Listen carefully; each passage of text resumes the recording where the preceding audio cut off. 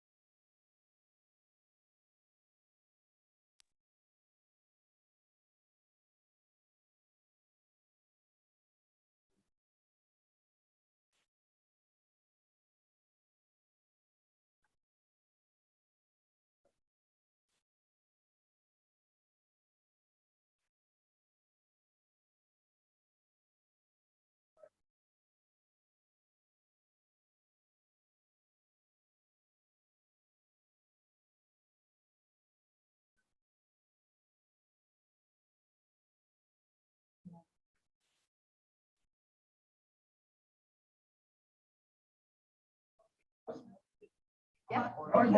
Okay, well, let's call this meeting to order so we can have our break time here. Okay, roll call, Mark Buchanan. I have not heard from Rose yet. Okay, could I get approval of the December 15th agenda in the minutes for the last meeting? Okay, Tim makes motion, Joanne seconds, all in favor say aye. Aye. Opposed? None, they are approved. Public comment, there is no one other than employees here, so we will move on to approval of provider contracts. None yet, but he's working on all of the contracts for 23. I think there's 5 left to get out. is what I had heard. Yeah, so next month we'll have the bulk of 23 contracts. Okay. Well, then we're on to Melissa for the year in review. Yeah, so it was interesting to look back at where we've been this past year. So just a few notable things that we wanted to reflect on, a lot of things that we're really proud of. So first of all, obviously the change in leadership. So we're so happy for Jeff and his transition into the role of circuit court judge. Of course, that left our agency with that vacant director position again. Scott jumped in as interim director, and then in August, I was appointed as deputy. Since August, there's been so much planning regarding what we want the leadership vision to look like for our agency. So of course, the first of the year, then I'll be transitioning into the director role. Corinne is then going to be transitioning into the family and community services position. With her position being vacant, her position was posted internally. Today is the last day of that posting. So far, one person has applied for that position, so that's likely going to roll that way, and then we'll just continue on with the internal postings until we'll have the one external that will have to be filled. So we're looking forward to everybody being settled into their new roles as we move into 23. I'm confident that our agency will be in a stronger place with all of the transitions once we're settled. We're excited about the things that we can accomplish. Our community is going to really benefit, I think, once we're all settled and able to really move forward with that vision that we have in place. One of the main things that I wanted to focus on was employee satisfaction. That really is something that our leadership team is going to be focusing on. We already have. We're really working to get a good pulse on where our employees are, and we want to do what we can to make this a good spot for them to come to work each day. Another thing we wanted to talk about was increased agency collaboration. So we've made strides in this area as well over the last year.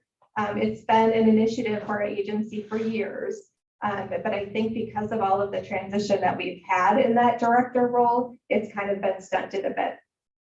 We moved forward with that Initiative 1 training for the management staff, and we are all so excited about what we learned at that training and putting that into use. It's benefiting our management team and then of course trickling down to our staff as well. We've gained a greater level of appreciation for each other, both on a personal level and on a professional level as well, which certainly has an impact on our work that we do each day. The insight has led to greater collaboration when working with the families we've served. So certainly it's benefited our agency, but we're seeing it, the impact that it's going to be having on our community as a whole. With that increased collaboration, so many of our families are impacted by multiple systems of care. So we have a lot of families that are touched by children's waiver, the mental health unit, whether it be CCS and or therapy, and then the child protection area as well. So for us to be able to collaborate as a team certainly is going to be more effective for the consumers that we serve. So we're really prioritizing that. We're seeing that we've already made strides, and we're just excited about what we're going to be doing in 23. The next thing that I wanted to talk about as we look at our year in review is relocating those two consumers out of the institutional placement. So I feel like I've been pretty transparent about that. It's a pretty huge thing to have those two consumers at Toledo. And it was important for me to be transparent with all of you because it's such a huge thing for our county. So certainly, number one, those two children don't belong there. So it's important to get them so that they can have better satisfaction and a better life in general once they're in the community. Of course, there's the financial piece too, that's huge, right? So for us to be able to collaborate as an agency to help relocate those two kids back in the community is a huge thing from a financial standpoint as well. The work that our staff has already put into relocating those two kids is phenomenal. It is amazing to see the level of collaboration and insight that each other have, and then to bring that all together to really come up with a great plan of care to get them back home is exciting. We have been, I know Corinne just mentioned it the other day, when we make this happen, it's going to be looked at from the state level. Like, this is, again, phenomenal work that they're doing. This is the main goal of children's waiver, right? This is the goal to keep kids out of the institution, but if we can bring them back after being placed there for years, it's pretty unheard of. So it's something that we really think that the state is going to be trying to mirror in other counties as well. Client success. So as we were taking a look at the success that we've seen with our clients, it was of course hard to just focus on a couple, but a few that really stuck out in our mind, of course, is the Toledo cases that I had just referenced.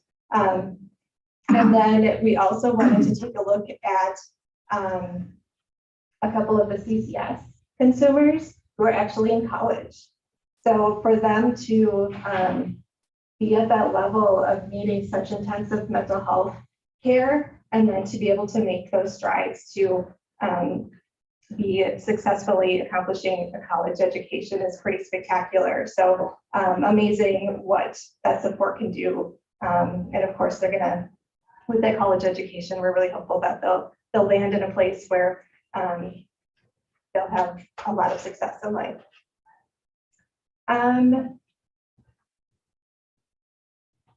The other one that we had talked about as a team was a family that we had put intensive case management and services in place last year. So it's a really large family system, again, touched by multiple systems of care. But it's just amazing to look at the level of stability that that large family system has endured over the year. And again, it's linked to that level of collaboration within our agency. So client success has been a huge thing for us this past year. One last area of focus is financials. So the last 3 years have been really successful financially for our agency. And I think a lot of that is linked to a stronger level of oversight regarding billable time and productivity expectations. But we've also become more fiscally responsible about ensuring that our clients are connected to the right systems of care that have the most appropriate funding sources connected to them. So with that being said, I feel like we're really in a good spot with being fiscally responsible, but we also, it's important to note that we are seeing capacity issues. So in a couple different areas in our agencies, staff are really reaching that level in which they are exceeding what we would like them to be at for capacity. So just planting that seed that we're probably going to see over the next year, where we're going to have more conversations about what we can do internally to address that. And then we may actually have to start talking about recruiting for additional staff in some areas. Questions on that at all? Good. That's it for that area. Okay. Even though it was her year in review, I want to make a couple comments too. I've been involved with human services for a decade already, and I have to say, over the years, it's been progressively getting better and better, and I'm extremely impressed now on what I'm seeing, especially as far as financial. 10 years ago, the board never saw anything on that. All we ever heard about is how we were losing money and we can't do anything about it. And we're actually seeing stuff, and it's wonderful. And I also like the idea that we're having people promoted from within. Nothing sends a signal more to employees to say there's room for enhancement and growth here rather than to say we always go outside and bring a new person in for you. So that's my comments. Okay. Thank you. Then we'll move on to Brian. All right. Do you want to do the WICSA? Huh? This is the WICSA Oh, okay. discussion next. Oh, did I miss it already? Okay. Yeah. I can just lead that discussion a little bit. So at the end of November, November 30th, and then December 1st, a few of us went to the fall WICSA conference. And I just was thinking, when we send staff to large conferences, we always like them to report back and just share some of the information that was learned so that others can benefit from that experience as well. So I just chatted with the crew that went down and just wanted to see if there was anything that wanted to be shared. A few areas of focus that really stuck out for me. There was a really nice presentation about implicit bias again. So we have had that implicit bias training here, but it was interesting to see what was shared by another presenter, and it just really made it stick in my mind, I guess. And then the other thing was there was a great presentation by a really successful woman who had endured years in the foster care system and just the impacts of being a part of that system. She shared the impacts of being a part of that system and how it has affected the rest of her life. So that was great. And then I just wanted to note that I really appreciated the collaboration that we had. So just to be able to go to that conference with a few of the board members really was impactful for me. And it was great to get to know you on a more personal level. And what I want to say, not only were the topics they talked about very, very good, what really helps in that is the social interaction with other staff from other human services of what they're doing, what works good. And then when I told them who's going to be running our human services, everybody was really thrilled. Everybody that knew Melissa said she will do a fantastic job. So even the outside is agreeing with us that we did a good decision. So. Okay. Jen, did you have anything? Yeah, so I was really impressed with the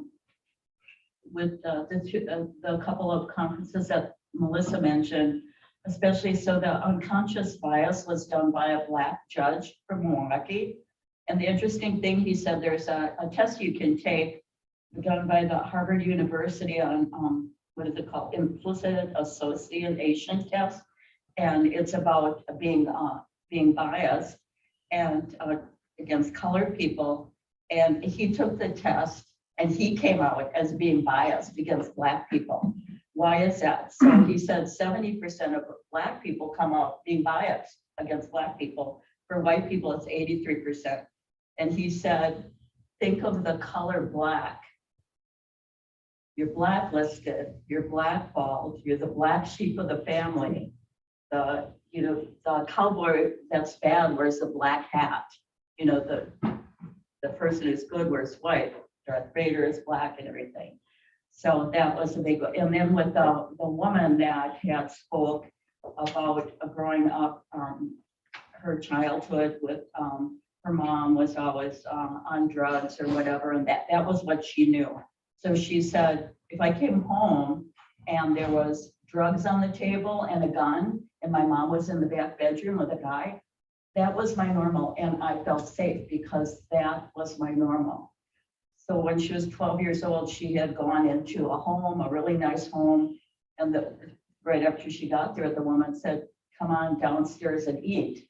And she completely freaked out, and they had to call the police, which we wouldn't understand that. But she said, I had never sat and ate at a table. She was 12 years old. So she said, that was so foreign to me and so out of like what's normal and where I felt safe that she totally freaked out. Now, you know, with all you hear going on now, if you don't have people that know how to react to that, you know, what are you going to think? Like, I would think, you know, that's a 12-year-old just being, you know, acting crazy or whatever, or just doing that on purpose or something. But, you know, you need to have the people help. So there were some really, really interesting talks going on. Very So, insightful. Are you telling me that because my favorite color is black, I'm in big trouble? What about her? The one that crossed my mind this morning on the treasurer's way in was the black ice. He had mentioned that example too. Why do we call it black ice? Because it's worse than regular ice, you know, it's like, it's just things that we've always done and why, just to reflect on why is it that way. So thank you for sharing that. Okay, then we move on to Brian. All right. Financials. Okay, I'll go over the financials for October and some of the November reports, starting with the billing report. For September.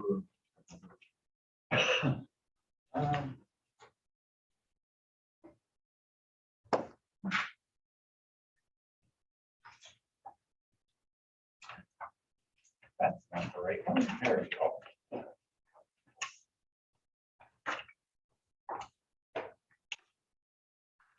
Okay, for the billing report, we started out in October with, where we finished up around 238,000 in billing. For November so far, we're at 149,000. That's still coming in yet. So looking at those numbers with an average of 244,000 per month, we're estimating to be about 2.9 million in billing for the year. That puts us up over last year of about 1.9%. So everything is going well there. Looking at the state aid report, you're starting to see that what we receive, our payments coming back in are smaller because we're fully hitting all our maximum levels of funding for the year. So the expenses will still be reported. So for cars, we've reported 1.2 million and we've received 872. Currently, we're at 81%. There will probably fall in the 65 to 70% when all is said and done. Sparks, we have claimed 167 for 1,067,000, and we have received 694, so that puts us at 65%. That's probably going to finish up around 60%-ish because we've had more expenses to claim because we've maxed out all the possible funding, or we will by the year end for that. Income maintenance, again, we'll receive 50% of what we claim for the most part throughout the end of the year, and that's we claimed 245,000 and we've received in 186, or we're right now at 82%. Again, that will probably come in around 70%, historically where it should be. Looking at the contract status report, this is for November, which is mainly October expenses. We have one provider that has gone over the limit, so I believe a amended contract has been sent out for New Living. Otherwise, everything is being kept on. As Melissa said, are working hard at getting the 23 contracts done, and those will be for your approval next month. Looking at our vendor payments for the month, we paid $249,000 for the month, which is a little bit higher than average. There's 4 items to note which come up to $92,000. So that's kind of our, explains why we're over. Again, Cholita, the Institute of Lacrosse, is $42,000. We had a youth aids and institutional fee for family services of $11,000. That's going to be ongoing for a while. And we've had a residential stay for behavioral health at Roots. Not too familiar with that one, but that was $19,500. And Some of which that was covered through CCS, okay, so that's not its full. okay, but that, out of yeah, that's prices. totally offset there. Yeah. That's the cost of it. Good to know. And our initiative 1 training is also included there. That was budgeted for, and that was $20,000 expense in the staff for days. Also included are the credit card statements for the month. For the management. And looking at the financials.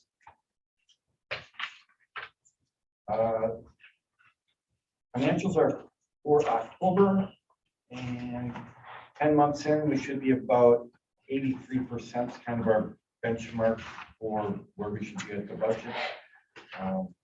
Looking at just kind of where we are by units, admin, we 100% for revenue, so we've kind of hit all our expected funding. Expenses are at 76%, so those are down in that area. Economic support, we're at 77.6% for revenues, which is under budget, or under expectations, but then our expenditures are also at 76%. So we've had some FMLA situations which reduced our costs, and so we did get claimed. Looking at children and families, we've exceeded the budget revenues at $119,000. Again, this is from receiving subsidized guardianship payments. So far, I think we're around 34,000 or something like that we've received in, and that was not budgeted. So that's going to bump us up over our budgeted goal. And the expenses are also higher. And again, that's at 95%, which is mainly because of the residential stays. We did budget some of them, but now they're starting to exceed what we had planned for, and we never did. We never budgeted for the Cholita expense. So we're starting to see the effects of that on the budget now. Looking at behavioral health, again, that one is falling in line. We have revenues at 90.3% and revenues at 81.4, both in line. And this does include a net cost of Winnebago of $89,000 through November. And we have had a couple people in Winnebago for the past month or so. So through November, it's at 171, which is not included in this. So we'll see a little uptick in Winnebago for hopefully for not too long. Well, one of which is transferred to Trumbull County, which is probably half to a third of the cost for the placement. The one that's there will be there long term yet, possibly. Once they become more stabilized, then they'll be likely transferred as well. And Looking at the family and communities, revenues are over our budget at 100.2%, and but expenses are also higher at 96.6. Mainly, this reflects in the amount of CLTS that we've been taking. We do receive the cost and the revenue to both flow through, so kind of a wash, but everything's good there. Looking at the bottom line for the month of October, with a goal of 83.3%. Our revenues are at 96.3, so we're above goal there. Expenses at 87.7, a little bit higher than expected. And if we come down, we ended everything as of October. We have a surplus of 577. So 2 months to go, and revenues kind of coming down. We'll be in the positive at year end, and looks like we're heading that direction. And also to note, we did receive this week our first round of payments, the larger of the two from Whimper. That's the CCS portion. So not included in these numbers or in our budget, but we did receive $415,000. So that will definitely help the bottom line when we add everything up. And as we move into year end, just remind you, as we report the December numbers coming up in the next couple months, it will take like another 3 months, 3 to 4 months into the year before we have a final number on the whole 22. So as we do our reconciliation and everything's looking good. Winter was definitely a good amount to see come in. So,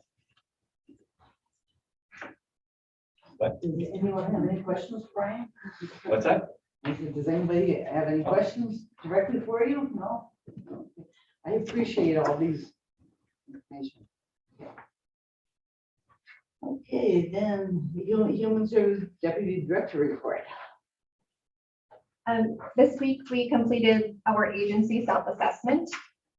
We'll have a more thorough discussion about that hopefully next month when we meet, but this is the second year now that we've completed that.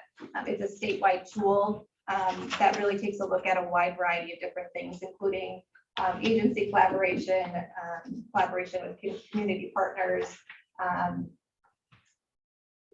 It's a system of care assessment, so how well we're working with the community, how well we're incorporating our consumers and giving them voice and choice, and how we're providing those services along with how we're working with the community as well to wrap around the individuals that need it. And again, it's one of those things, I don't know how common it is for agencies to look at everything together like we do.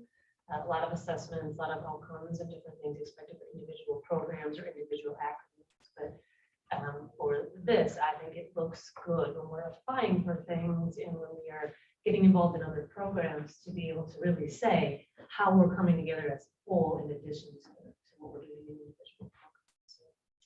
It'll be interesting to pull all of the data together now that we have our second year with the process. So it comes up with a tally and a general rating of where your agency is at. And as we're going through it, we definitely saw an improvement in all of the different areas. So again, we'll take a deeper look at that and offer some more perspective on that when we meet again next It also month. helps us set goals for different things for next year as well, because we can get together and look at what you want to do better. And our implicit bias training was the result of that. It was an area that we needed to have staff get a little bit more training in. And so then it helps us to kind of direct which direction we need to go to get people where they need to be. And targeting funding towards those things we want to improve, and not just saying we want to do it, but here's the basis for why we want to do something and why we want to fund it. So I think it's a good setup. Yes, so we had nearly the same crew complete that as we did last year to try and have a little bit of consistency with that. But certainly all of the agencies were represented, or all of the units were represented in the process of completing that. I also wanted to let you know that I took a look at the InService topics that we had talked about last month. So again, just the idea of getting insight from all of you to help kind of direct what next year will look like as far as these meetings go. I want to make sure that they are useful to you, that you find interest in it and value, I guess, in coming to these meetings. So a few of the things that were highlighted were credentialing and the impacts that credentialing has on the revenue, staffing in general, and then some of the key topics about staffing that were of interest were onboarding, the pay scale and the impacts of the pay scale, turnover, and then caseloads and capacity. And then some of the community partners that you're interested in hearing from were VIP, Lakeshore CAP, East Shore Industries, Christian Servants, and then also wanted to hear from school districts, especially superintendents, corporation council, public health, family services, law enforcement, veterans, and then Cholita, the placement of those two kiddos. And then there was a note that any consumer insight would be helpful too. So we'll see what we can do for next year. Hopefully we can hone in on a few of these topics and bring some of that knowledge to this committee. Staffing updates. So again, Corinne officially posted into the family and community position. Chad Lillazern has posted into the children and family management position, which again expires today. The posting expires today. So it's expected then that we'll have to have the posting for that CPS youth justice position. I had mentioned in the past that Rhonda Rummel has indicated that she will be retiring at the end of January. Her position is posted externally. Took a look at those candidates, and there are 2 that we likely will move forward with interviewing, total of 5 applicants. So it's pretty slim, the trend we're seeing. The others didn't even have the education background that we were looking for or college experience. And then another update, Maureen O'Shea has provided notice of her retirement. January 26th will be her last day with the agency. She's been working with us since 2012 in both the family and community unit and then most recently as a therapist. Certainly her dedication to the agency is appreciated, and the energy that she's brought to her agency will be missed. I wanted to update on a few of the committee meetings that we've had the past month. So there was a CCOP Birth to 3 committee meeting. That's the Children's Community Options Program in conjunction with the Birth to 3 program. Linda is our committee representative. We discussed Tina Parle's transition from CLTS to Birth to 3, got an update on how that's going. And then we also discussed the increase in referrals for both Birth to 3 and CLTS.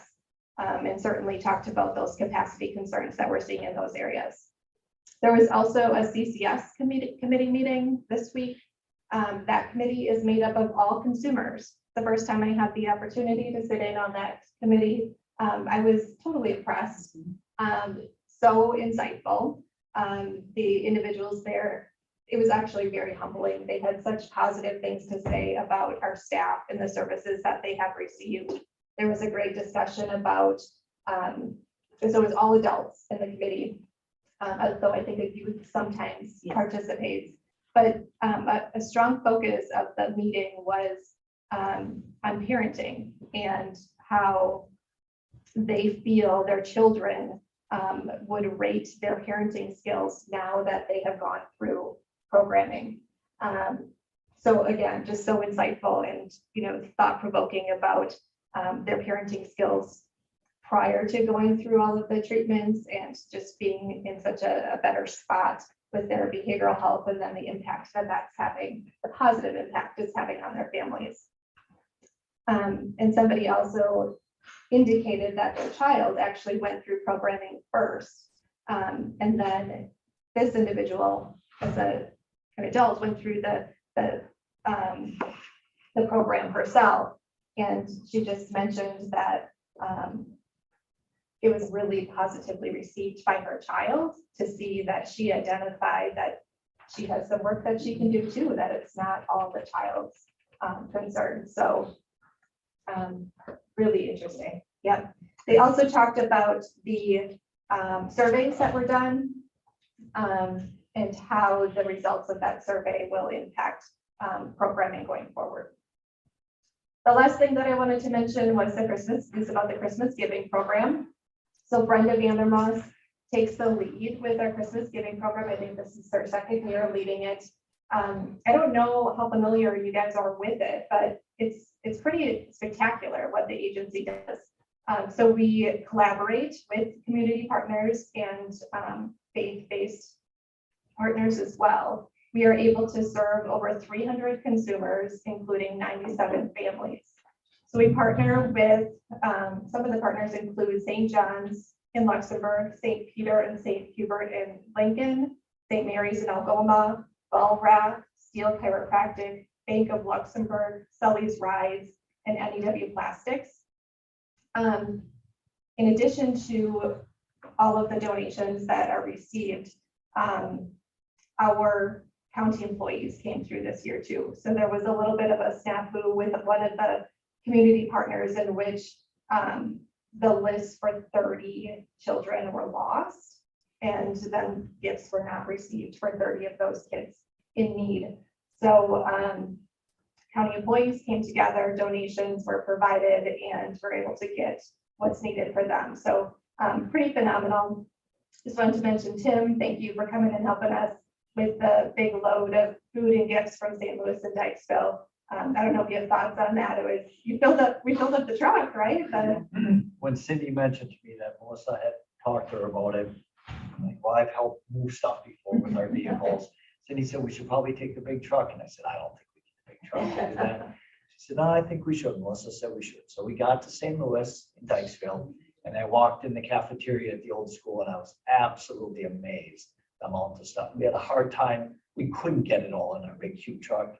We still had to put it in vans. And when we came back that night here, this room was full. I mean, it literally was full. You couldn't walk. So kudos to that. It was eye-opening to me. So.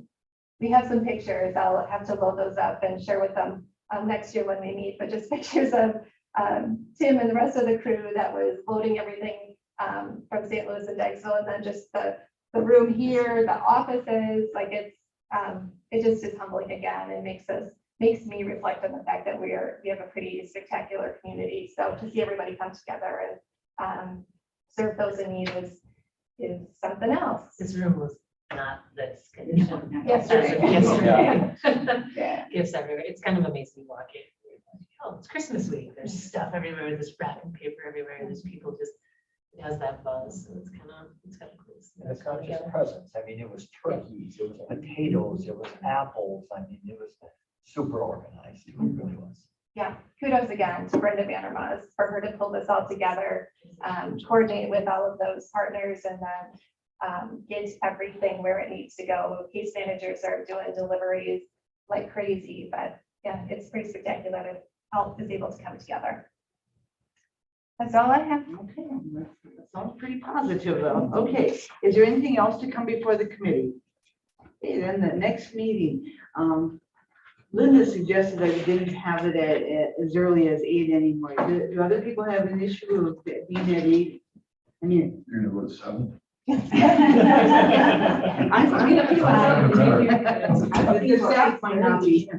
was just thinking during winter, if we could have it a little later at 8:30. I'd go with the later. I'd go for the later. I'd say whatever the staff recommends, what works for their work schedule. But we have some people that have other jobs too, that Of course, affects it you. does so. I mean, I always felt it was either when I was working to be here at 8 o'clock Yes, of already course. and get to work. And then with the staff, they're not doing something else and then breaking what they're doing and coming in. To me, it always seemed to make sense to start out the day. At 8. I would Right think so, away. yes. So I like the 8, but We can make whatever work. 8:30, you're okay with 8:30 too? I'd rather leave that Okay, for Mr. we'll Kennedy. do, It's all right.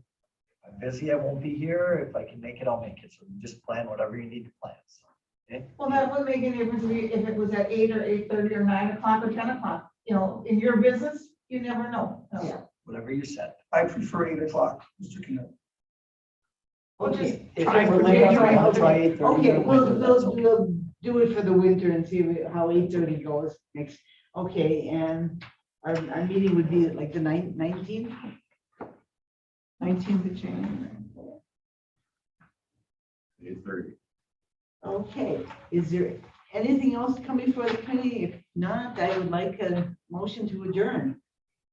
Motion to adjourn. Okay, Tom and Joanne, all in favor, say aye. Aye. Opposed? None, we are adjourned. And please stick around and socialize and enjoy all the treats that were brought in. Do you have other staff that you're gonna? Yeah, Lauren is going to.